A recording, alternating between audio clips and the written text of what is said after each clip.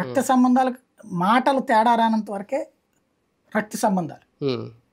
ఇప్పుడు అనిల్ అంబానీ, ముఖేష్ అంబానీకి వాళ్ళ తల్లి మాట అంటారు. ఇక్కడ ఎవరి మాట వినే పరిస్థితి లేదు. రాజశేఖర రెడ్డి మాట అయితే వినేవాళ్ళు. రాజశేఖర రెడ్డి వాల్యూ వివేకానంద రెడ్డికి కూడా లేదు. అందువల్ల వివేకానంద రెడ్డి అంటే ఆస్తుల వివాదాలను అయితే పరిష్కరించొచ్చేమో, రాజకీయంగా కుటుంబ వివాదాలు చిచ్చు రేపుని కాబట్టి విజయమ్మ ప్రేక్షక పాత్రే పోషించాల్సి వస్తుందా? ఇంకా ఇప్పుడు ఎన్టీఆర్ కుటుంబంలో హరికృష్ణ పాత్ర ఏంటి, ఇవాళ జూనియర్ ఎన్టీఆర్ కళ్యాణరావు పాత్ర ఏంటి? కాబట్టి ప్రతి ఇళ్లలో ఓ ఇష్యూస్ ఉంటాయి, ఒక డిస్ప్యూట్స్ ఉంటాయి. ఇక్కడ ఇది ఫోకస్ చేసినంతగా అది ఫోకస్ అయినాయి లేదు. అసలు ఎన్టీఆర్ వేరే పెళ్ళి ఎందుకు చేసుకున్నారు బేసిక్గా? కాబట్టి ఎవరి కుటుంబంలో వ్యవహారాలు అలాగుంటాయి. ఆ కుటుంబ వివాదాలు అనేటటువంటిది రాజకీయంగా ప్రయోజనం నష్టం అన్నది ప్రజలు డిసైడ్ చేస్తారు.